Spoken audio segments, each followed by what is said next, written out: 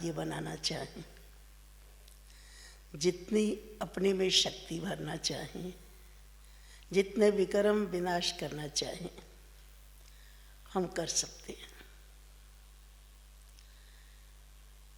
आज बाबा ने मुरली में कहा है, ये टाइम बहुत वैल्यूएबल है और अभी नाजुक समय भी है। वैल्यूएबल भी है तो नाजुक समय भी है। तो इस समय में आपका बुद्धि योग एक बाप के साथ होना चाहिए। अपने आप को चेक करो, क्या मुझे किसी देहधारी की याद तो नहीं आती? क्या बाबा के साथ मेरा योग है? मेरी चलन ठीक है? मेरी आसुरी चलन तो नहीं है? बाबा ने कहा, झूठ बोलना, धोखा देना, शैतानी करना, सुनी सुनाई बातों पर विश्वास करना, धूतीपना करना, अपने आप को चेक करो, ये बातें हमारे अंदर तो नहीं है। हम कहीं किसी को दुख तो नहीं देते हैं। अगर ये चीजें होगी तो योग लगेगा नहीं, क्योंकि हमारे सिर पर केवल एक जन्म का नहीं है, कई जन्मों के पापों का बोझा है। इसलिए हम एक जन्म को ही चेक कर लेते हैं कि इस जन्म में मैंने कोई पाप नहीं किया है, परंतु 63 जन्म जो पाप करते आए हैं, बाबा कहते उसको भी उतारना है। अगर योग नहीं लगता तो समझना चाहिए कि मेरे ऊपर विकर्मों का बोझा बहुत है, इसलिए मेरे को धारणा भी नहीं होती है। और ये भी चेक करो कि मेरे जो आसुरी संस्कार है वो मेरे योग में विघन रूप तो नहीं है। इसलिए बाबा ने कहा है, अपनी दिनचर्या चेक करो और जितना दूसरों को बाबा का संदेश देंगे, बाबा का परिचय देंगे, सेवा करने से भी तुम्हारा योग लग सकता है। नहीं तो माया बड़ी दुस्तर है, वो भी देखती है कि ये बच्चा बाप के पास जा रहा है तो उसको खींचने की कोशिश करती है और शिक्षा देती है। वो क्या शिक्षा देती होगी? वो शिक्षा देती है कि बाप की बातें मत सुनो, जो मैं कहती हूं वो करो। तो बाबा कहते हैं कि इन बातों से तुम बच्चों को सावधान रहना है कि मेरे अंदर क्या कमी है, क्या कमजोरी है। आज सारा दिन में कोई पाप तो नहीं किया है, इसको चेक करो, इसका पोता मेल निकालो कि बाप की याद कितनी रही और पाप कर्म कितने किए। तो आज की मुरली विशेष चेकिंग पर है, चार्ट रखने पर है। आप नोट करेंगे कि किन किन बातों पर बाबा ने विशेष ध्यान देने के लिए कहा है। वो हम मुरली द्वारा सुनते हैं।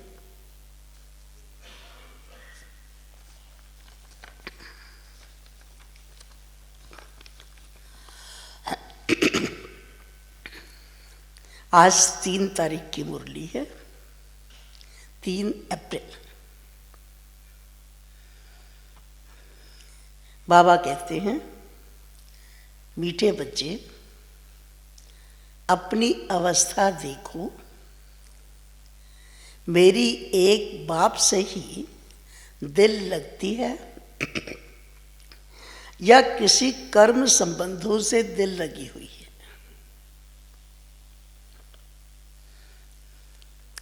प्रश्न है, अपना कल्याण करने के लिए किन 2 बातों का पोता में रोज देखना चाहिए? अपना कल्याण करने के लिए किन 2 बातों का पोता में रोज देखना चाहिए? उत्तर है, योग और चलन का पोता मेल रोज देखो, चेक करो, कोई डिसर्विस तो नहीं की। सदैव अपने दिल से पूछो, हम कितना बाप को याद करते हैं?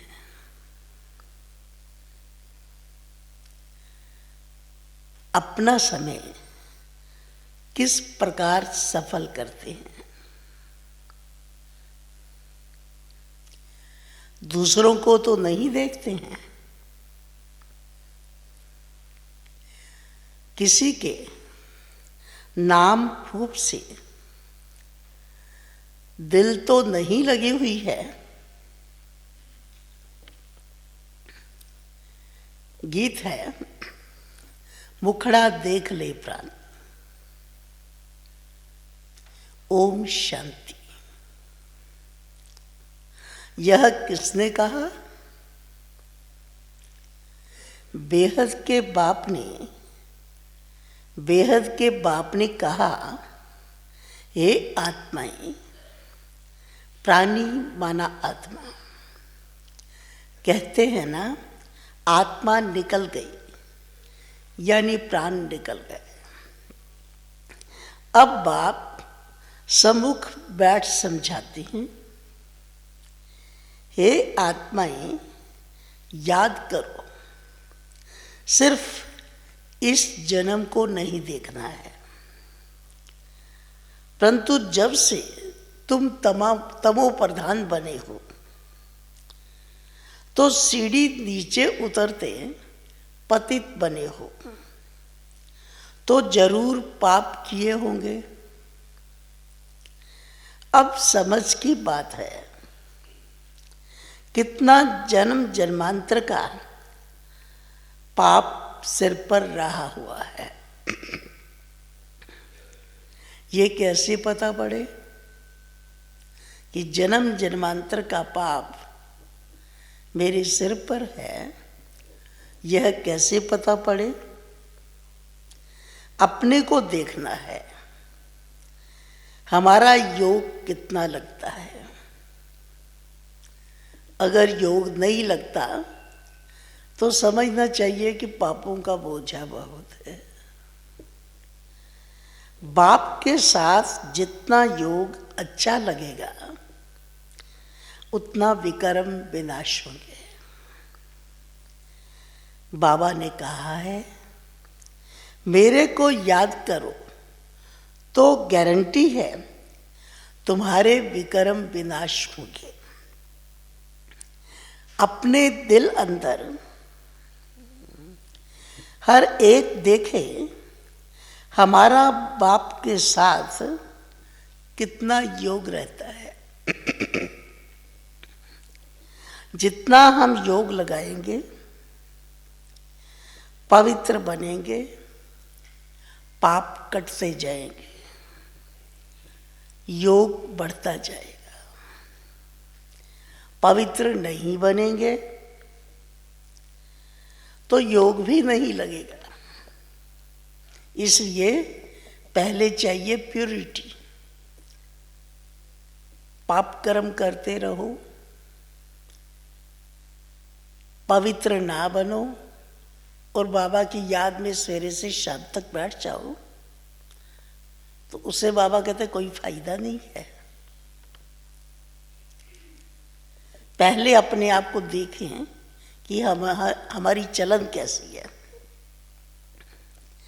ऐसे भी कई हैं जो सारे दिन में 15 मिनट भी याद नहीं करते। अपने से पूछना चाहिए, मेरी दिल शिव बाबा से है या किसी देहधारी से है, कर्म संबंधियों आदि से है। माया तूफान में तो बच्चों को लाएगी ना। खुद भी समझ सकते हैं कि मेरी अवस्था कैसी है।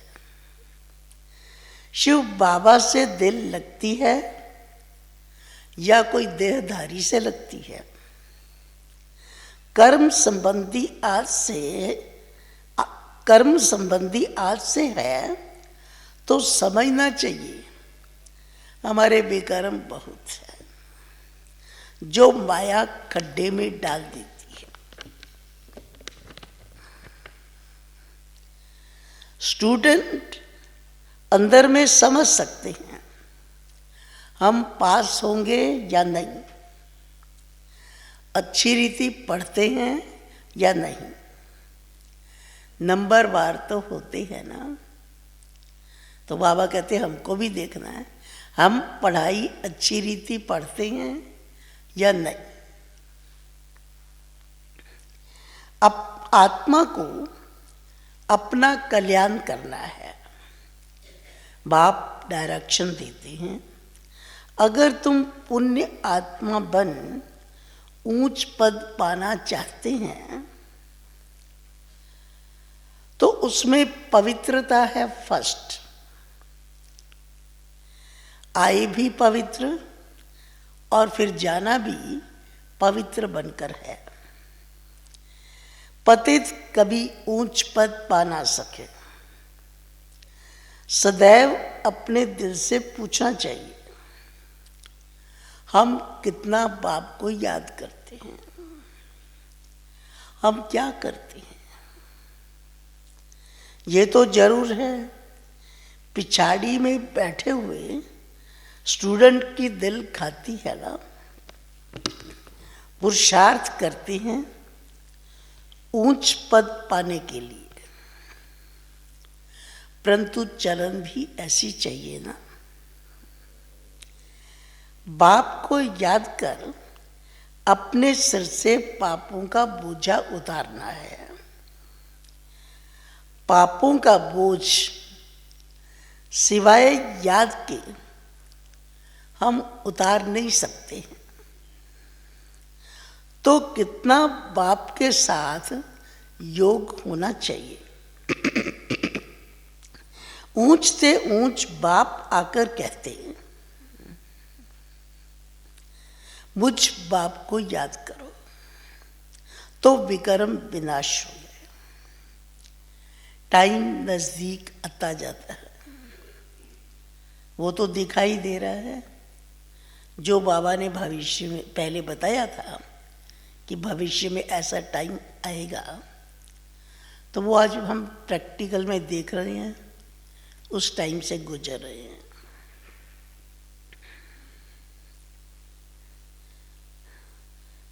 तो बाबा कहते हैं शरीर पर भरोसा नहीं है, अचानक ही कैसे कैसे एक्सीडेंट हो जाते हैं। अकाले मृत्यु की फुल सीजन है, तो हर एक को अपनी जांच कर अपना कल्याण करना है। सारे दिन का पोता मेल देखना चाहिए, योग और चलन का। हमने सारे दिन में कितने पाप किए हैं। मनसा वाचा में पहले आते हैं, फिर कर्मणा में आते हैं। अब बच्चों को राइटियस बुद्धि मिली है कि हमको अच्छे काम करने हैं, किसको धोखा तो नहीं दिया, फालतू झूठ तो नहीं बोला है। कहिए ना बात बात में झूठ बोल देते हैं, तो बाबा कहते हैं चेक करो कि फालतू झूठ तो नहीं बोला है, कोई डिसर्विस तो नहीं की है। अगर हमारी चलन ठीक नहीं है, हमारे मैनर्स अच्छे नहीं है, उससे भी बाप की डिसर्विस होती है। तो इसलिए बाबा कहते हैं तो अपने आप को देखो कि कोई डिसर्विस तो नहीं की है। कोई किसी के नाम रूप में फंसता है तो यज्ञ पिता की निंदा कराते हैं। बाप कहते हैं किसको भी दुख ना दो, एक बाप की याद में रहो। यह बहुत जबरदस्त फिक्रात मिली हुई है। कौन सी? याद करने की जबरदस्त फिक्रात मिली हुई है। अगर हम याद में नहीं रह सकते हैं तो क्या गति होगी? इस समय गफलत में रहेंगे तो पिछाड़ी को बहुत पछताना पड़ेगा कि टाइम भी बहुत फ्री मिला, कोई इतना काम भी नहीं था, कोई बाहर की भी सेवा नहीं थी, अंदर का भी नहीं था, टाइम तो बहुत था, मगर हमने ऐसे ही गंवा दिया। तो बाबा कहते हैं कि पिछाड़ी में पछताना पड़ेगा। यह भी समझते हैं जो हल्का पद पाने वाले हैं वह हल्का पद ही पाएंगे। बुद्धि से समझ सकते हैं कि हमको क्या करना है। सबको यही मंत्र देना है कि बाप को याद करो। लक्ष्य तो बच्चों को मिला है, इन बातों को दुनिया वाले समझ नहीं सकते हैं।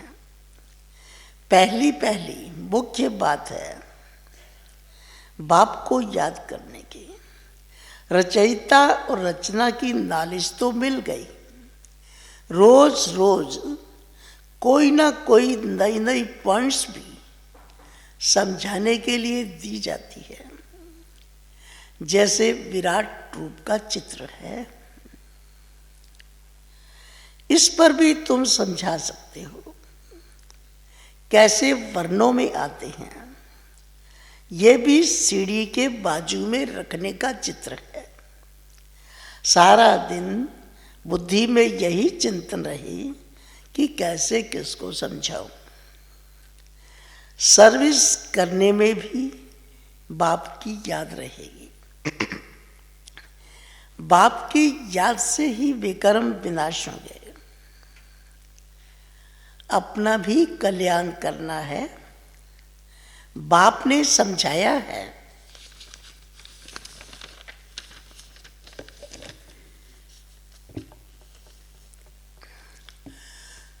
तुम्हारे ऊपर 63 जन्मों का पाप है। पाप करते करते सतो प्रधान से तमो प्रधान बन पड़े हैं। जब मेरा बनकर, अब मेरा बनकर फिर कोई पाप नहीं करो। झूठ, शैतानी, घर फिटाना, सुनी सुनाई बातों पर विश्वास करना। किसी ने सुना दिया, वो कह रहा था ये ऐसा है, विश्वास करना, अपनी अवस्था ही खराब कर ली। तो बाबा कहते हैं सुनी सुनाई, उससे क्या होगा? व्यर्थ संकल्प चलेगा। उसने मेरे को ऐसा कहा, फिर योग लगेगा।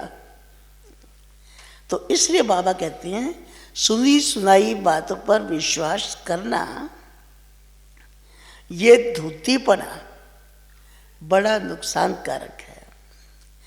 बाप से योग ही तोड़ा देता है तो कितना पाप हो गया।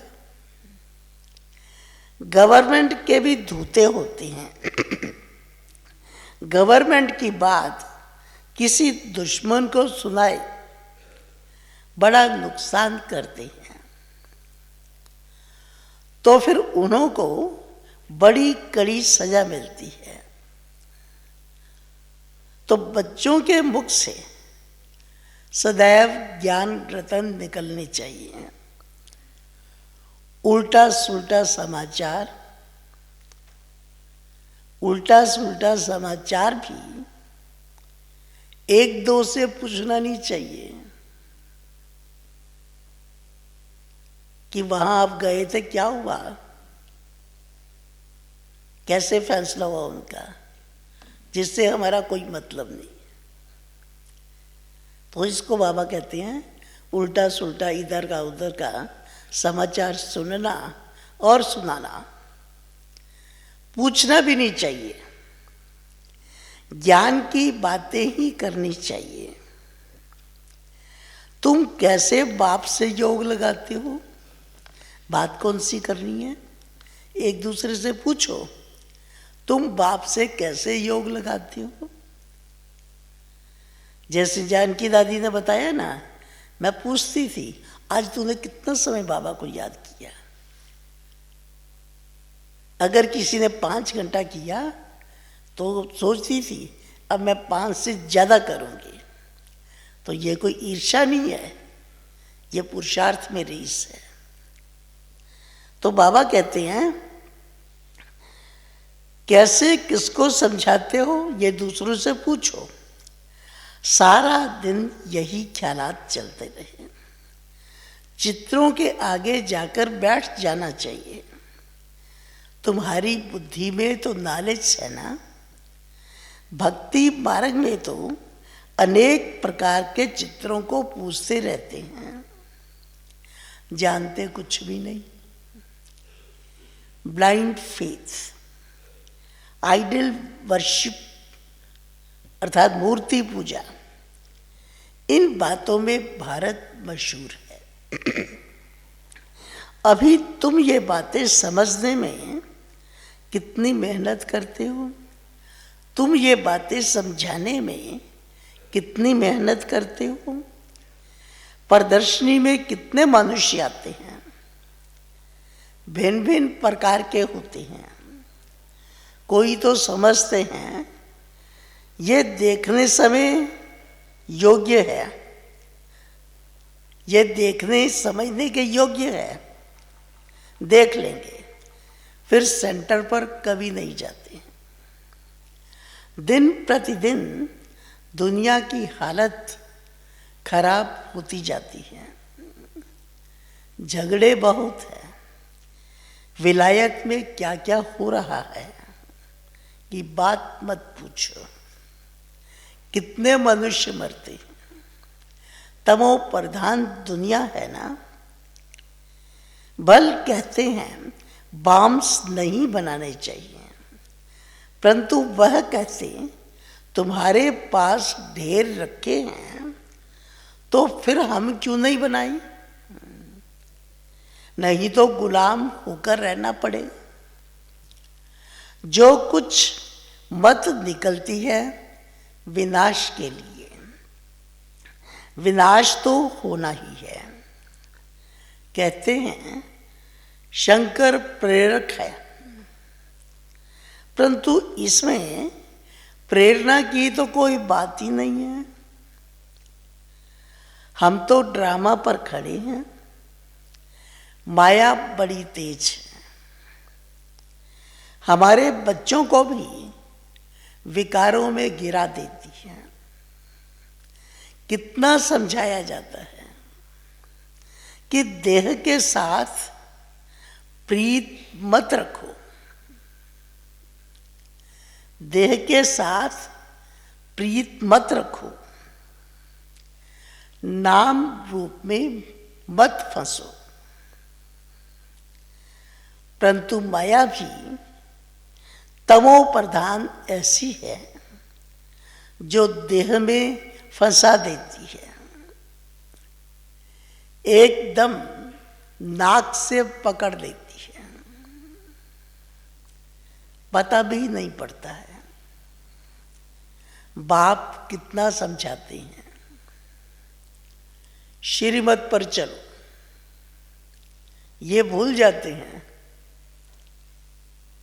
बाप कितना समझाते हैं, श्रीमत पर चलो, परंतु चलते ही नहीं है।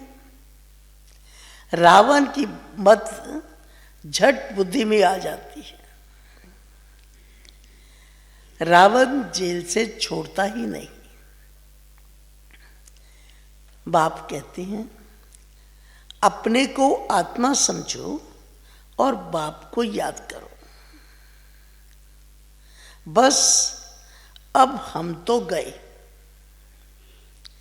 आधा कल्प के रोग से हम छूटते हैं। वहां तो है निरोगी काया, यहां तो कितने रोगी हैं। ये रारव नरक है ना। बल वो लोग गरुड़ पुराण पढ़ते हैं, परंतु पढ़ने अथवा सुनने वालों को समझ कुछ भी नहीं है। बाबा खुद कहते हैं आगे भक्ति का नशा था, भक्ति से भगवान मिलेगा। ये सुनकर खुश हो भक्ति करते रहते थे। पतित बनते हैं तब तो पुकारते हैं, हे पतित पावन आओ। भक्ति करते हो ये तो अच्छा है, फिर भगवान को याद क्यों करते हो? समझते हैं भगवान आकर भक्ति का फल देगा। क्या फल देंगे ये किसको भी पता नहीं है। बाप कहते हैं गीता पढ़ने वालों को ही समझाना चाहिए। वही हमारे धर्म के हैं। पहली मुख्य बात ही है गीता में भगवान उवाच। अब गीता का भगवान कौन, ये बाबा कहते उनसे पूछ सकते हो और उनकी बुद्धि में जल्दी बैठ जाएगा। तो पूछो गीता का भगवान कौन? भगवान का तो परिचय होना चाहिए ना। तुमको पता पड़ गया है कि आत्मा क्या है, परमात्मा क्या है। मनुष्य ज्ञान की बातों से कितना डरते हैं। भक्ति कितनी अच्छी लगती है। ज्ञान से 3 कोस दूर भागते हैं। क्यों दूर भागते हैं? क्योंकि समझते हैं ज्ञान सुनने से यह दुनिया छूट जाएगी, हमारे विकारी संस्कार छूट जाएंगे। इसलिए बाबा कहते हैं ज्ञान से 3 कोस दूर भागती हैं। अरे पावन बनना तो अच्छा है। अब पावन दुनिया की स्थापना और पतित दुनिया का विनाश होना है, परंतु बिल्कुल सुनते ही नहीं है। बाप का डायरेक्शन है hear no evil, see no evil. Maya फिर क्या कहती है? माया फिर कहती है हियर नो बाबा की बातें। माया का डायरेक्शन है शिव बाबा का ज्ञान मत सुनो। ऐसा जोर से माया चमाट मारती है जो बुद्धि में ज्ञान ठहरता ही नहीं है। बाप को याद कर ही नहीं सकते हैं। क्यों नहीं कर सकते हैं? माया के चंबे में आ गए, माया की बात मान ली, उसके डायरेक्शन पर चलने लग गए तो ज्ञान कैसे बुद्धि में बैठेगा? तो बुद्धि में ज्ञान ठहरता ही नहीं है। तो बाबा कहते हैं मित्र संबंधी बाप को याद कर नहीं सकते, मित्र संबंधी देहधारी याद आ जाते हैं, बाबा की आज्ञा नहीं मानते हैं। बाप कहते हैं माँ में कम याद करो, और फिर नाम फरमानबरदार बन कहते हैं हमको तो फलाने की याद आती है। याद आएगी तो गिर पड़ेंगे। इन बातों से तो नफरत आनी चाहिए। यह बिल्कुल ही छीछी दुनिया है। हमारे लिए तो नया स्वर्ग स्थापन हो रहा है। तुम बच्चों को बाप का और सृष्टि चक्र का परिचय मिला है, तो उस पढ़ाई में ही लग जाना चाहिए। बाप कहते हैं अपने अंदर को देखो। नारद का भी मिसाल है ना कि अपना मुखड़ा देखो, अपने अंदर को देखो। नारद का भी मिसाल है। तो बाप भी कहते हैं अपने को देखो। हम बाप को कितना याद करते हैं। याद से ही पाप भस्म होंगे। कोई भी हालत में याद शिव बाबा को ही करना है और कोई से लव नहीं रखना है। अंत में शिव बाबा की याद हो तब प्राण तन से निकले। शिव बाबा की याद हो और स्वदर्शन चक्र का ज्ञान हो। स्वदर्शन चक्रधारी कौन है? ये भी किसी को पता थोड़ी ही है। ब्राह्मणों को भी ये नॉलेज किसने दी? ब्राह्मणों को ये स्वदर्शन चक्रधारी कौन बनाते हैं? परमात्मा, परमपिता परमात्मा बिंदी है, तो क्या वह भी स्वदर्शन चक्रधारी है? हाँ, पहले तो वह है, नहीं तो ब्राह्मणों को कौन बनाए? सारी रचना के आद मध्य अंत का नॉलेज उसमें है। तुम्हारी आत्मा भी बनती है, वह भी आत्मा है। भक्ति मार्ग में विष्णु को सुदर्शन चक्रधारी बना दिया है। हम कहते हैं परमात्मा त्रिकालदर्शी, त्रिमूर्ति, त्रिनेत्री है। वह हमको सुदर्शन चक्रधारी बनाते हैं। वह भी जरूर मनुष्य तन में आकर सुनाएंगे। रचना के आद मध्य अंत का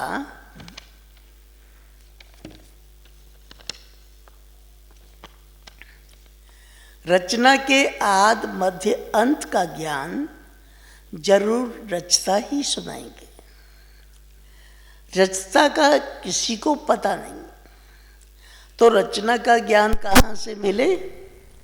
अभी तुम समझते हो शिव बाबा ही स्वदर्शन चक्रधारी है, ज्ञान का सागर है।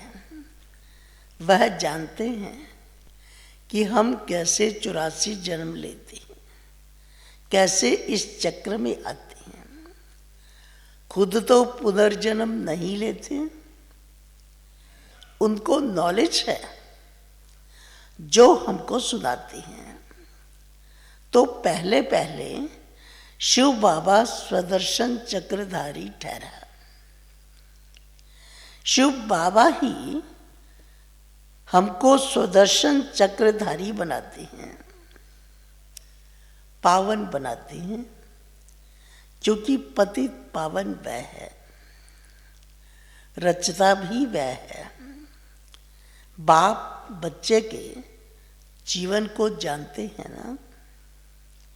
शिव बाबा ब्रह्मा द्वारा स्थापना करते हैं, करण करावन हार है ना। तुम भी सीखो और सिखलाओ। बाप पढ़ाते हैं, फिर कहते हैं औरों को भी पढ़ाओ। तो शिव बाबा ही तुमको सुदर्शन चक्रधारी बनाते हैं। कहते हैं मुझे सृष्टि चक्र का नॉलेज है, तब तो सुनाता हूं।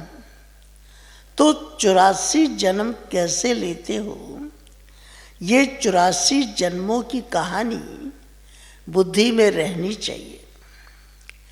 वह बुद्धि में रहे तो भी चक्रवर्ती राजा बन सकते हो। यह है ज्ञान। बाकी योग से ही पाप कटते हैं। सारे दिन का पोता मेल निकालो। याद ही नहीं करेंगे तो पोता मेल भी क्या रखेंगे। सारे दिन में क्या क्या किया यह तो याद रहता है ना। ऐसे भी मनुष्य हैं, अपना पोता मेल निकालते हैं। कितने शास्त्र पढ़े, कितना पुण्य किया। तुम तो कहेंगे कितना समय याद किया, कितना खुशी में आकर बाप का परिचय दिया। बाप द्वारा जो पॉइंट्स मिली है उनका घड़ी घड़ी मंथन करो। जो ज्ञान मिला है उसे बुद्धि में याद रखो। रोज मुरली पढ़ो, वह भी बहुत अच्छा। जानकी दादी पुरुषार्थ करने के लिए बाबा ने उसको कहा था ना, आगे जाने के लिए रोज 21 बार मुरली पढ़ो। तो बाबा भी कहते हैं, बाबा ये नहीं कहते इसमें कि 21 बार पढ़ो। बाबा का मतलब है कि रोज पढ़ो, रोज मुरली पढ़ो। मुरली में जो पॉइंट्स हैं उनको घड़ी घड़ी मंथन करना चाहिए। यहाँ रहने वालों से भी बाहर विलायत में रहने वाले जास्ती याद में रहते हैं। कितनी बांधेलियाँ हैं, बाबा को कभी देखा भी नहीं है, याद कितना करती है। नशा चढ़ा रहता है। घर बैठे साक्षात्कार होता है या अनायास सुनते सुनते निश्चय हो जाता है। तो बाप कहते हैं अंदर में अपनी जांच करते रहो कि हम कितना ऊंच पद पाएंगे, हमारी चलन कैसी है। कोई खान पान की लालच तो नहीं है, कोई आदत नहीं रहनी चाहिए। मूल बात है अव्यभिचारी याद में रहना। दिल से पूछो, हम किसको याद करता हूं, कितना समय दूसरों को याद करता हूं। नॉलेज भी धारण करनी है, पाप भी काटने हैं। कोई कोई ने ऐसे पाप किए हैं जो बात मत पूछो। भगवान कहते हैं ये करो, परंतु कह देते हैं कि परवश है, मैं परवश हूं, अर्थात माया के वश में है। अच्छा माया के वशी रहो। फिर तुम्हें या तो श्रीमत पर चलना है या तो अपनी मनमत पर। देखना है इस हालत में हम कहाँ तक पास होंगे, क्या पद पाएंगे। 21 जन्म का घाटा पड़ जाता है। जब कर्मातीत अवस्था हो जाएगी तो फिर देह अभिमान का नाम नहीं रहेगा। इसलिए कहा जाता है देही अभिमानी बनो।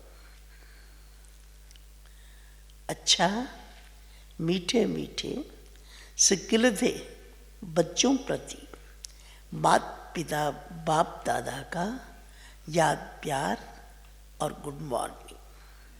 रूहानी बाप की रूहानी बच्चों को नमस्ते। धारणा के लिए मुख्य सार।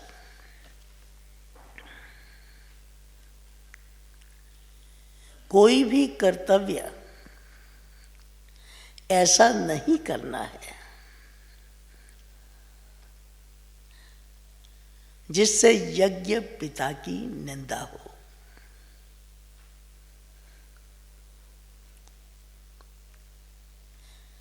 बाप द्वारा जो राइटियस बुद्धि मिली है उस बुद्धि से अच्छे कर्म करने हैं, किसी को भी दुख नहीं देना है। दूसरा, एक दो से उल्टा सुल्टा समाचार नहीं पूछना है। आपस में ज्ञान की ही बातें करनी है। झूठ, शैतानी, घर फिटाने वाली बातें ये सब छोड़ मुख से सदैव रतन निकालने हैं। इविल बातें ना सुननी है और ना ही सुनानी है।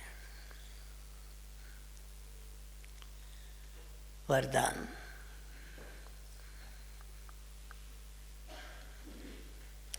वरदान है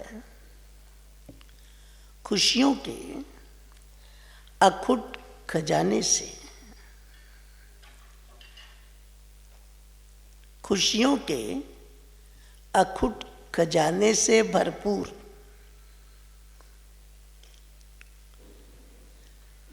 सदा बेफिक्र बादशाह भव।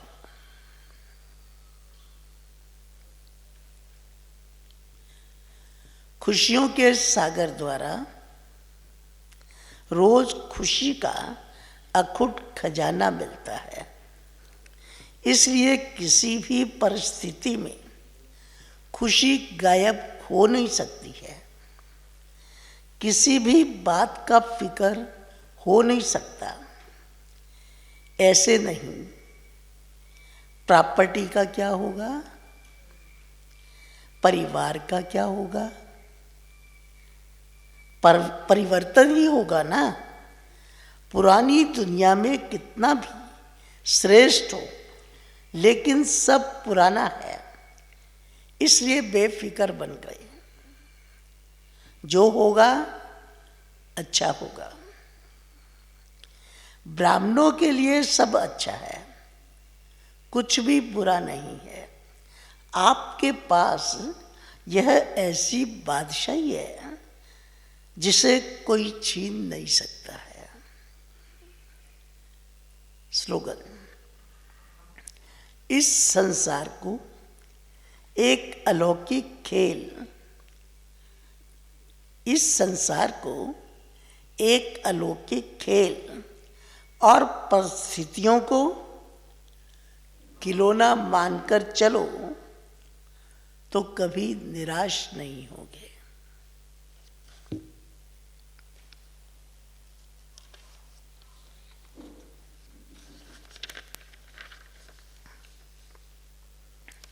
ये अव्यक्त इशारे हैं।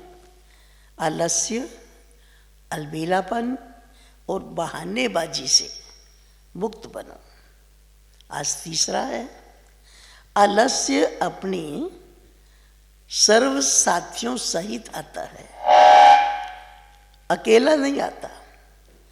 जैसे बाप अपने बच्चों सहित प्रत्यक्ष होता है, वैसे ये जो विकार है वह भी अकेले नहीं आते, साथियों के साथ आते हैं।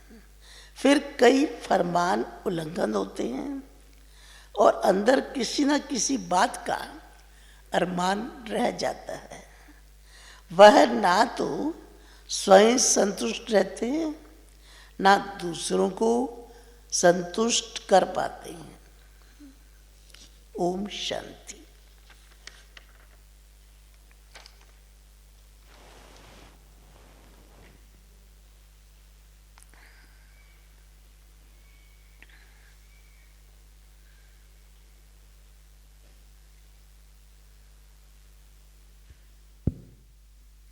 Om Shanti.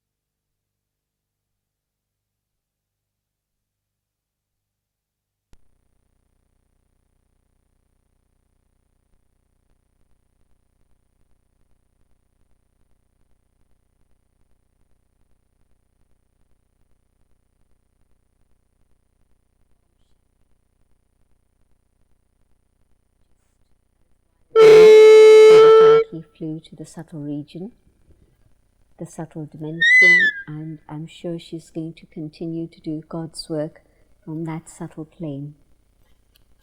I've had that experience that Daddy is already working from that level, sending her pure vibrations and energy to many others, so that then they can open up their hearts, they can open up their minds, and be able to know God, come closer to God.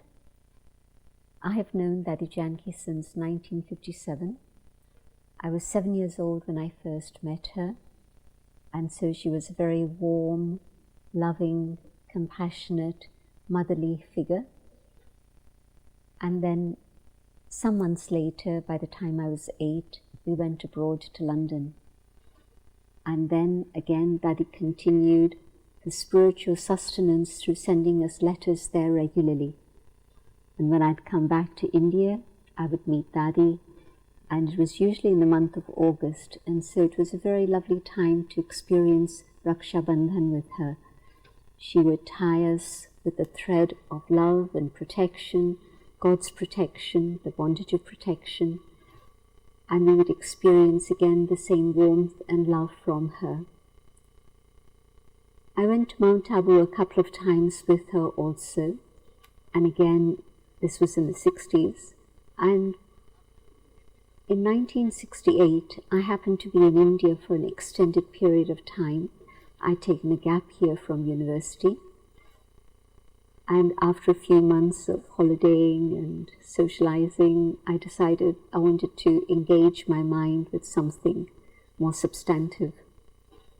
And the thought was, well, I know the Brahma Kumaris, they've been my friends, I've loved them, but I haven't really understood what they're teaching.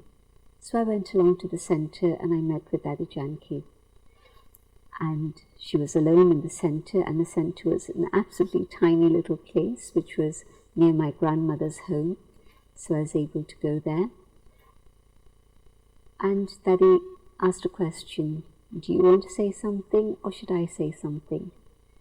And I said, I want you to share. I've come to listen. And then when Daddy spoke, it was instant. It was like something was cutting through all the questions in my mind, and there was laser sharp awareness and light entering.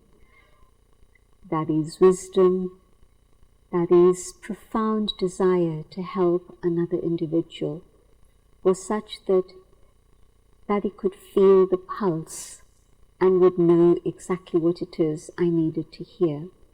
And she spoke about decision making. And she said how in today's world the intellect is influenced by so many other factors: education, society, people, friends, all of these things. And so we don't know how to see ourselves clearly and think about what it is we need to do. And so I said, well, how do you clear that? And she said, meditation. So that same evening I started to learn to meditate. And that lesson about the soul was the most fascinating thing I'd ever heard. Understanding what's going on in the mind, where our thoughts come from, how we can channel the energy of the mind, what's going on in terms of the play between my personality, my conscience, my memories, my thinking, my feeling. All of this was explained in the space of an hour, which was amazing. I had all my questions answered, and even more than the questions that I hadn't raised, I had all of that answered too. So it was an incredible experience of deep insights. Next day, I heard the lesson about God, and it was again incredible. And then Daddy joined us at the end for meditation. And I had a very, very powerful experience of God, the being of light, the source of love, light and energy. So although somebody else was actually taking me through the introductory course of meditation, the 7 lessons, Daddy had a watchful eye on me, and Daddy would sit with me for a little while and share in the meditation experience. And so by the time I'd reached about the 4th lesson, she invited me to come to morning class, and it was a beautiful experience to hear Daddy read the lesson that came from Abu every day. And at that time, of course, Brahma Baba was still alive, the founder, and so the lesson that would come would be a very fresh one. And she would read it with such love and enthusiasm that it was really a very profound experience of going very deep into the ocean of knowledge. She would sometimes speak a little bit before the murli. The murli is the lesson we were studying from Madhuban. And sometimes she would make a few comments after the lesson, applying it to personal life and teaching each one of us, and that was within a circle, a group. She was teaching each one on the basis of her personal experience. Daddy never told us to do anything that she had not tried herself. And so it was always, do what I do. It was never, do as I say, or do what I tell you to do. But she would demonstrate by example. And her profound understanding of the lessons that were coming was so rich, so powerful, that my heart and my mind began to open in a very, very dramatic way. And my thinking began to change. I began to see that my time needed to be spent in a very worthwhile way, not just sitting around in a coffee bar with my friends chatting about inconsequential things, but really to think deeply about life and the meaning of life. And it was Daddy who opened the door for that exploration for me. And so I was attending classes all the time, morning and evening, and then of course later on, really specifically the early morning lessons were the foundation for the day. Daddy had the gift of being able to share the deepest wisdom in such a real and simple way that it made sense, that was really authentic. You could see it in her life. And so I think if it hadn't been for her I'm not sure that I would be where I am today. So Dadi was truly a mother, but also a teacher. And as a teacher with great wisdom, she was able to share new insights on a continual basis. The source of her information was the lesson that came from Mount Abu, the Murli, but the way that she would extrapolate and the way she would apply and the way she would join the dots within the Murli was an amazing experience that really opened my intellect, and I began to realize the value of spiritual teachings. A little while later, she asked me to go to Mahabaleshwar, and there was an exhibition going on there, and the woman who later became the head of the organization, Dadi Prakash Mani, was going to be there. And once I was there in Mahabaleshwar, I was there just for a few days, but again, just being exposed to spiritual love, but also more than that, seeing how others were being served. The purpose of being in Mahabaleshwar was that they'd taken a boarding school where about 40 of us were staying together. It was summer holidays, the month of April. And through that time, the schools were shut, so we were there in residence, and we would have our meals there, and then we would go to the center of town where the town hall was located, and they had pictures around where people could see what was being shared, the spiritual teachings, and we were watching the pictures and hearing the explanations behind those. And it was fascinating for me to see how people would walk in and they would be looking just normal, or maybe even a little sad. But by the time they'd gone around the pictures and everything had been explained to them, they would be smiling and they would walk out very happy. And many of them would come back to take the meditation course. And so I saw how instantly spirituality would have an impact on people and help them shift their attitude and change. So that was very beautiful. And I came back and I decided that this would be my journey for life, that I wanted to continue on this path and be able to serve others by sharing spiritual teachings with them. And of course, Dadi encouraged and supported and made all the necessary arrangements for me to get the permission from the organization's founder, Brahma Baba. She facilitated that in a beautiful, smooth way. And when I actually came to the point where I was about to go away on service, she shared 3 things with me. She said to me, never say no if you're asked to do something.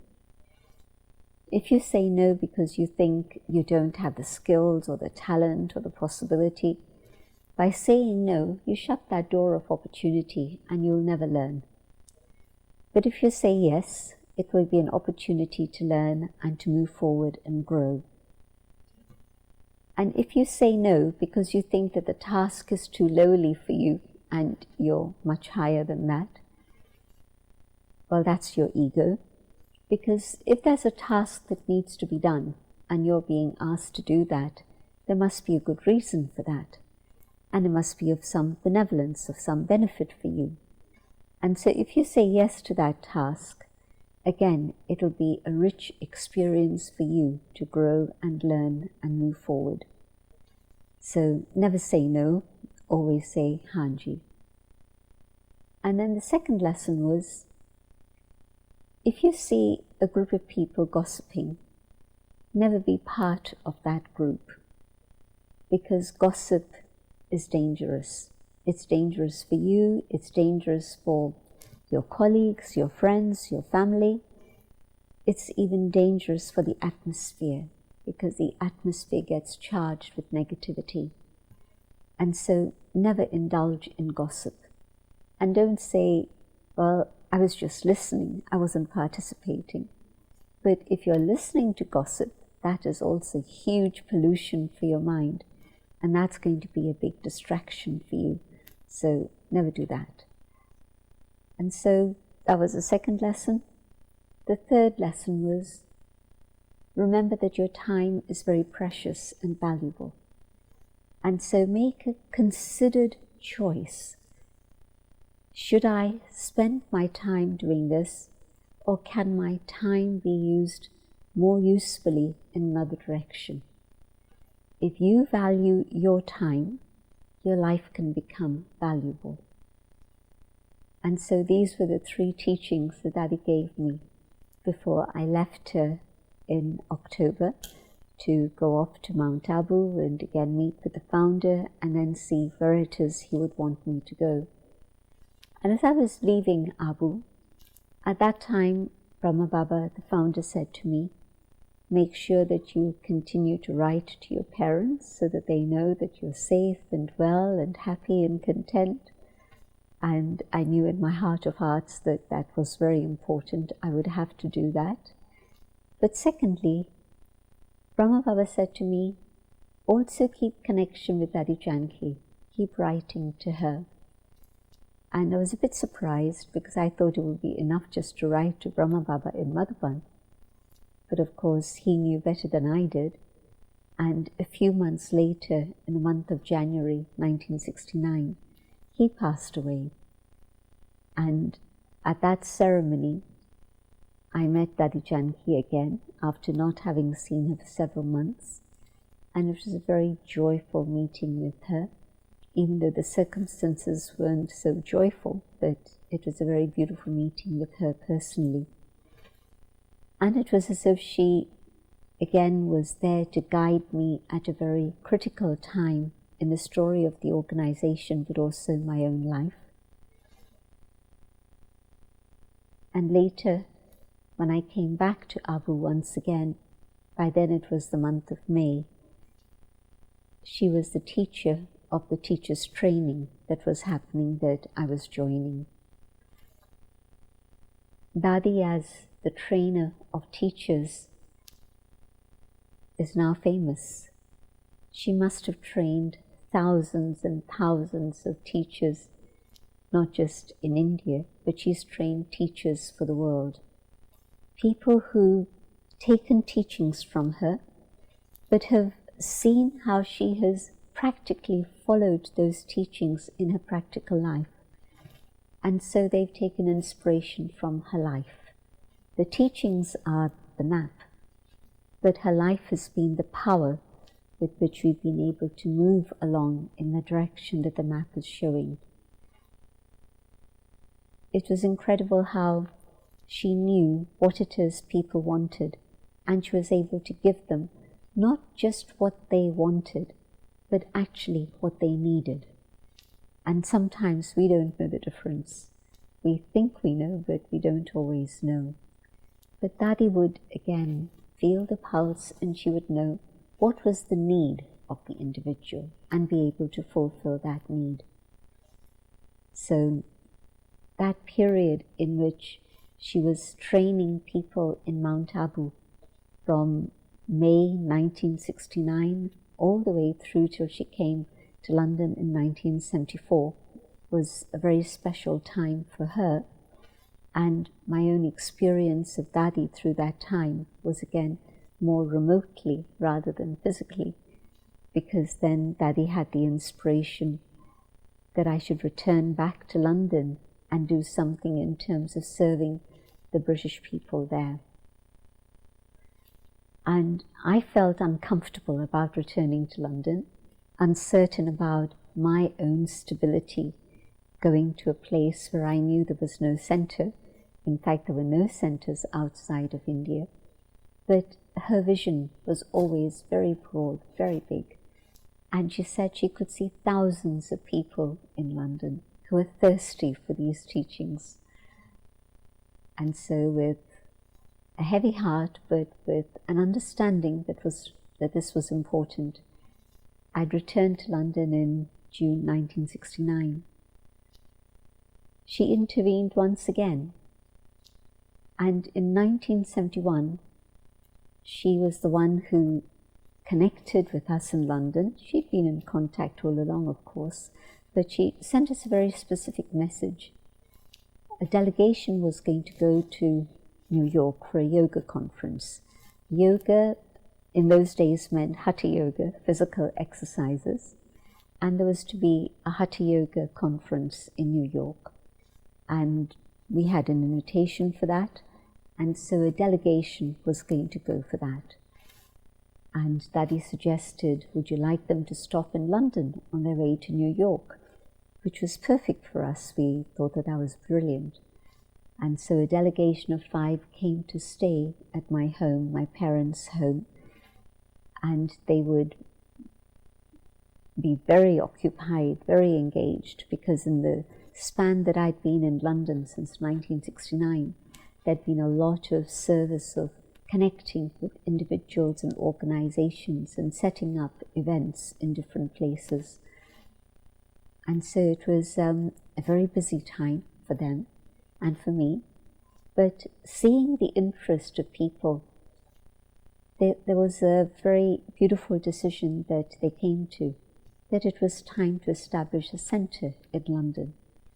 And so through Daddy's awareness and Daddy's understanding of the situation, the first centre started in London in 1971, October. Daddy had been the inspiration behind it, and so this became the first centre outside Bharat. And soon after that, then another centre started in Hong Kong. But the place where we started was absolutely tiny. From little seeds, big trees can grow. And from this tiny little centre, service began to happen and a gathering formed. But even by the time Daddy had arrived in London, there was actually nobody there for the morning class. And today, when I think about it, we see how somebody may be interested in spirituality, but they dabble in it. You know, it's something there for me to take a bit of from time to time. I can dip my toe into the water and take it out again. But for somebody to make spirituality their lifestyle, to make it part of their daily routine, takes a lot of commitment. And at that point, there were not many people in London who had that sort of commitment, but we sat with Daddy for morning class, a group of us who had come from India at different times. But she also wanted to start the system of morning class, and so her determination made it happen. And by the time she left London long term, because she would leave and go off for travels here and there very often, but the time that she actually left London to come and settle in India again, which was 2005, she'd been in London for about 41 years by then. When she arrived, it was one individual coming for the morning class. When she left, it was 300 plus coming every single morning to study the lesson. Her role as guide and teacher has been incredible, allowing people to move forward on the journey of their life with spirituality and a connection with God. And her love for truth and her love for people was the instrument that had allowed this development to happen. And so many things happened in that space of 40 plus years. But my relationship with her was one of being my friend, my mother, my teacher, my mentor, my guide, in a very practical way.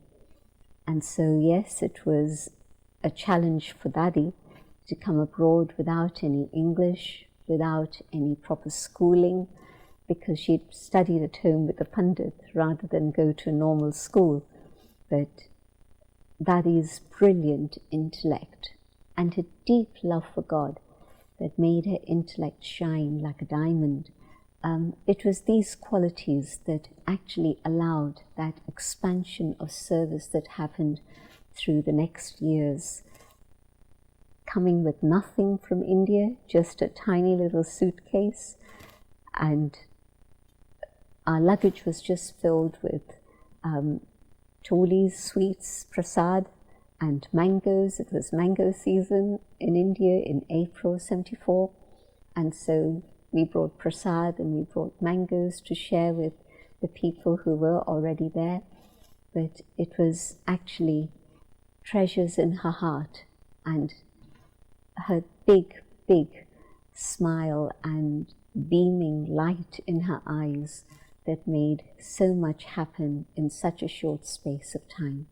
It's been a very interesting period to see how Dadi's pure desire for total simplicity, economy, and absolutely no fuss has been such that during this period when there's been a lockdown in India and many, many other countries, although across the world thousands of people would have loved to come to India to pay their respects and to honor Dadi's life and celebrate her life, yet nobody was able to come. It was like she had planned it with God. She did not want thousands to come. She wanted to slip away quietly, without any fuss at all. She used to say, "I don't want you to spend money on flowers for my funeral." And I'd hear this and I'd smile and I'd think, well, Dadi, who's going to not want to give you flowers? But that's exactly what happened. You couldn't go out to buy flowers, and there were just a few flowers from the garden, which was what she would have wanted, and no fuss, no thousands of people from India or abroad coming. And so she literally slipped away quietly. So again, an amazing example of how if there's something that you really want, God works with you to make it happen in that way. And yes, since I've come to India this time, since February the 5th, she's been in Ahmedabad and not very well.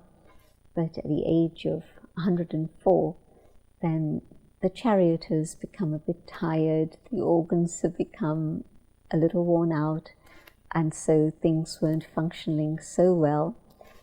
But the last week before she passed away, the sister who was with her all the time, Sister Hansa, had the inspiration to bring her to Abu, and the doctors were able to let her come comfortably, easily. And so we came to Abu literally a week before she passed away. So her desire to be in Abu, which is her sacred home, a pilgrimage place for us, but a home for her. So she came to Abu and she was there in the hospital. And in fact, the last evening she was actually quite well. The oxygen mask was gone, she was breathing normally. All the intravenous tubes and things were gone, things had settled and everything seemed quite stable.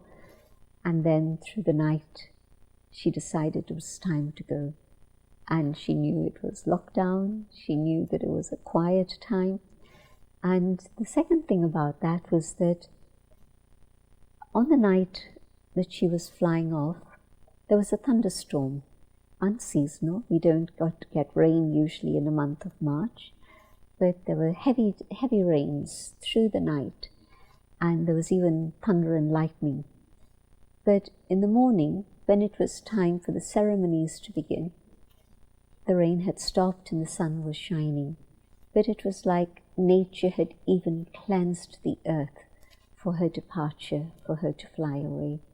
So it was interesting to see how all that came together, and that pure desire to just be in conscious awareness of God and then to leave actually happened in that way. She was fully aware, fully conscious, remembering God, and the soul flew to God's lap.